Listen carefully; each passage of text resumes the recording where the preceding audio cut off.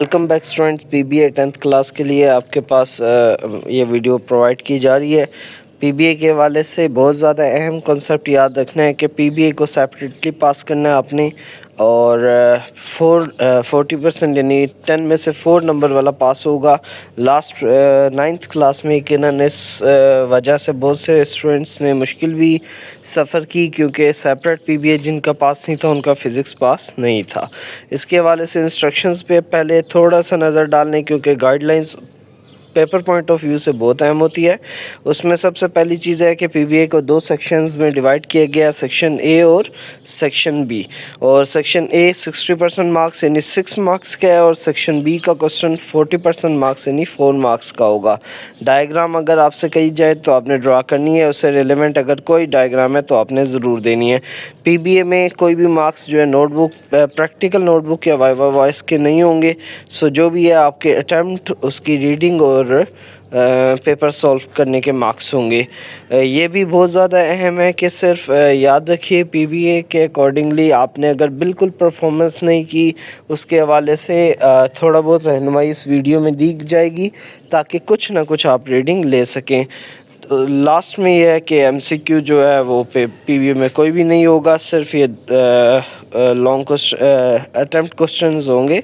इनमें पार्ट 1 के लिए फ़िज़िक्स के लिस्ट ऑफ प्रैक्टिकल्स जो पार्ट 1 में डाले गए हैं, 6 मार्क्स के जो प्रैक्टिकल्स हैं। तो सबसे पहला प्रैक्टिकल है, अब याद रखें ये अभी तो कंप्लीट प्रैक्टिकल्स और कुछ प्रैक्टिकल की डिटेल गाइड की जाएगी, और इस वीडियो के एंड पे आपको इसके गेस दिए जाएंगे जो आपने ज़रूर तैयार करने हैं। वो बहुत लिमिटेड प्रैक्टिकल होंगे, इंशाल्लाह आप आराम से पीबीए को पास भी कर लेंगे और अच्छे मार्क्स भी स्कोर कर लेंगे। तो पहला प्रैक्टिकल है, to study the effect of length on of simple pendulum on time, hence find g by calculation. यानी आपने ग्रेविटेशनल एक्सेलरेशन को कैलकुलेट करना है सिंपल पेंडुलम की मदद से, और ये भी देखना है कि क्या वो लेंथ पे ही डिपेंड करता है, क्या वो मास पे डिपेंड नहीं करता। यकीनन इसमें आपको फार्मूला काम आएगा टी टाइम पीरियड का, T = 2 pi under root L over G। ये बहुत ज़्यादा अहम फार्मूला है, और उसी के अकॉर्डिंगली उसमें मैथ्स का कोई ज़िक्र नहीं है, लेंथ का ज़िक्र है। इसके हवाले से भी क्वेश्चंस को थोड़ा डिस्कस करेंगे, तो उसमें मैं डिटेल बताऊंगा क्या क्या क्वेश्चन आ सकते हैं।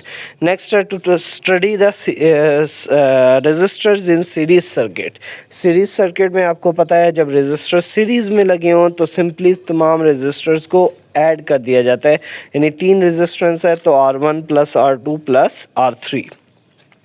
नेक्स्ट है to study the resistors in parallel circuit. Parallel circuit में रेजिस्टर को 1/R और R इक्वलेंट या 1/R टोटल इक्वल होता है 1/R1 के प्लस 1/R2 प्लस 1/R3, यानी रेसिप्रोकल्स को प्लस किया जाता है। तीसरा है to find the resistance of a galvanometer by half deflection method. इसमें आपके पास ये एक्सपेरिमेंट है कि एक सर्किट है जिसमें एक हाई रेजिस्टर का डिवाइस होती है या हाई रेजिस्टर बोर्ड होता है, उसके साथ सीरीज़ में बैटरी लग जाती है। सीरीज़ का मतलब उसी के साथ डायरेक्टली जुड़ जाती है, और उसी सीरीज़ में तीसरी चीज़ होती है गैल्वेनोमीटर। गैल्वेनोमीटर के साथ पैरेलल में यानी एक 2 तारें अलग लेके आपने लो रेजिस्टर डिवाइस यानी कि शंट रेजिस्टेंस जिसे कहते हैं वो लगाना होता है, और उसका फार्मूला भी आगे जिक्र होगा। नेक्स्ट है ओम्स लॉ को आपने वेरीफाई करना है using wire as a conductor. Ohm's law V = IR को वेरीफाई करना है। पार्ट 2 पे आते हैं, तो इसमें भी 5 न्यूमेरिकल्स आपको दिए हुए हैं। पहला to verify the laws of reflection by using the glass slab. आपने वेरीफाई करना है कि incident angle equal to refracted angle, और इंसिडेंट और रिफ्रैक्टेड दोनों एंगल्स एक ही प्लेन पे लाई कर रहे हैं। दूसरा है to find the refractive index of water by using the concave mirror. Concave mirror के ज़रिए रिफ्रैक्टिव इंडेक्स निकाल के देना है। N = फार्मूला आपने पढ़ा हुआ है, N = C/V। थर्ड क्वेश्चन आपके पास है to determine the critical angle of a glass using a prism. ये अहम है, इसको आगे जिक्र भी करेंगे। क्रिटिकल एंगल क्या होता है ये आपको पता होना चाहिए, और उसके अलावा ये चीज़ है कि जिस वक्त इसको एक्सप्लेन भी कर देता हूँ, जिस वक्त आपका इंसिडेंट एंगल इतना हो कि जो रिफ्रैक्टेड एंगल है वो 90 हो जाए। कौन सा? रिफ्रैक्टेड एंगल 90 हो जाए, इंसिडेंट एंगल नहीं 90 होगा। रिफ्रैक्टेड एंगल 90 हो जाए तो उस टाइम पे जो इंसिडेंट एंगल है उसे क्रिटिकल एंगल कहते हैं। नेक्स्ट आपके पास है to trace the path of a ray of light through glass prism and measure the angle of deviation. इसमें आपने जो लाइट रे ड्रॉ करनी होती है और उसके हवाले से एंगल्स को मेंशन करना है। और लास्ट है to verify the truth table of OR AND NOT NOR और नैंड गेट। ये आपका प्रैक्टिकल बोर्ड पे होता है, उसमें दो सर्किट्स आपने पैरेलल और ये सिंपली और एंड नॉर गेट बना के उनको वेरीफाई करना होता है कि जब दोनों स्विच ऑन है तो क्या लाइट चल रही है, सिर्फ एक स्विच ऑन है लाइट चल रही है वो एंड नॉट और गेट होगा।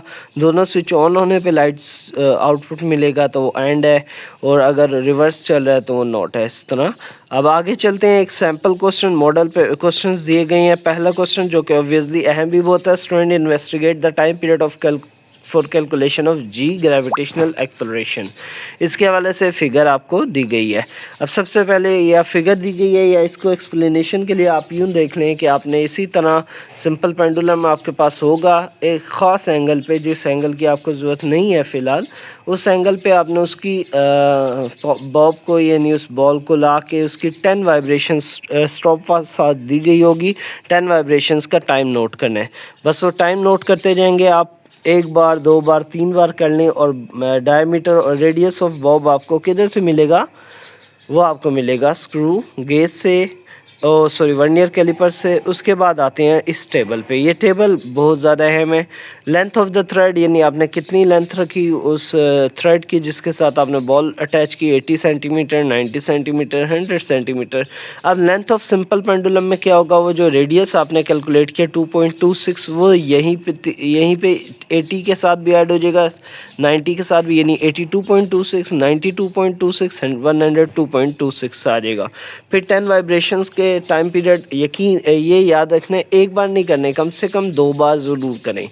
10 वाइब्रेशंस का टाइम पीरियड टाइम एक बार नोट करें, फिर दोबारा उसी लेंथ पे 10 वाइब्रेशंस का टाइम नोट करें।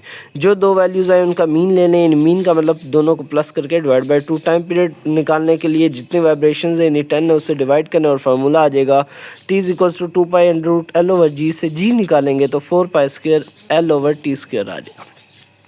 नेक्स्ट क्वेश्चंस आपको दिए हैं 1 मार्क्स के। Calculate the mean value of G. जो 3 आंसर्स आपके पास आएंगे उन तीनों को प्लस करें, डिवाइड बाय 3 करें, आपका आंसर आ जाएगा। और फाइंड द परसेंटेज एरर, ये अहम क्वेश्चन है।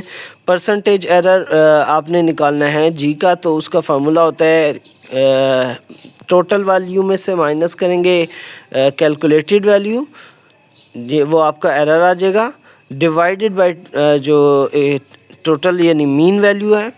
आपकी टोटल वैल्यू यहाँ पे मीन वैल्यू होगी। मीन में से हर वैल्यू को पहले माइनस करेंगे तो डिवाइड बाय टोटल वैल्यू करेंगे, मल्टीप्लाई 100 करेंगे, आपको उसका परसेंटेज एरर मिल जाएगा। टोटल वैल्यू क्या है? जी की 9.8 है। सेक्शन बी का एक न्यूमेरिकल दिया हुआ है, इसके हवाले से मैं आपको एक पिक्चर में एलेबोरेट कर देता हूँ। इसका इंसिडेंट एंगल, इसका रिफ्रैक्टेड एंगल, एमर्जिंग एंगल और डेविएशन एंगल। तो स्टूडेंट से फिगर आपके पास है, बिल्कुल इस तरह की फिगर आपने बनानी है। इंसिडेंट रे रिफ्रैक्टेड रे को आपस में जोड़ देंगे तो आपके पास एंगल ऑफ रिफ्रैक्शन के लिए डॉटेड लाइन में ये रेज ड्रा करनी है। एंगल ऑफ इंसिडेंट रे से जुड़ेगा और प्रिज्म के अंदर रिफ्रैक्टेड रे होगा और इमर्जिंग एंगल आउटसाइड होगा, डेविएशन ऊपर साइड। मोस्ट इंपॉर्टेंट क्वेश्चंस की तरफ। तो इसमें पार्ट 1 में सबसे पहले फर्स्ट वाला बहुत ज़्यादा अहम है, फर्स्ट वाला लेंथ ऑफ सिंपल पेंडुलम वाला बहुत अहम है, थर्ड वाला रेजिस्टेंस इन पैरेलल सर्किट, और फोर्थ वाला to find the resistance of galvanometer by half deflection method. ये 3 इसमें बहुत ज़्यादा अहम है। ओम्स लॉ टू सम हो, लेकिन पहले 3 जो बता दी गए 1, 3, 4 ये बहुत अहम है। पार्ट 2 पे आते हैं। तो पार्ट 2 में जो सबसे ज़्यादा फोकस आपने करना है वो थर्ड और फोर्थ पे करना है, to determine the critical angle of glass using prism पे, और to trace the path of light through prism पे। So best of luck guys, भरपूर परफॉर्म करें। बाकी को भी ज़रूर देख लें क्योंकि बाज़ दफ़ा पेपर आपका आउट ऑफ गैस बनाया जाए तो आपको आना चाहिए। सारा एक्सप्लेन कर दिया गया इस वीडियो में। होप सो आपके समझ आई होगी। Thank you very much.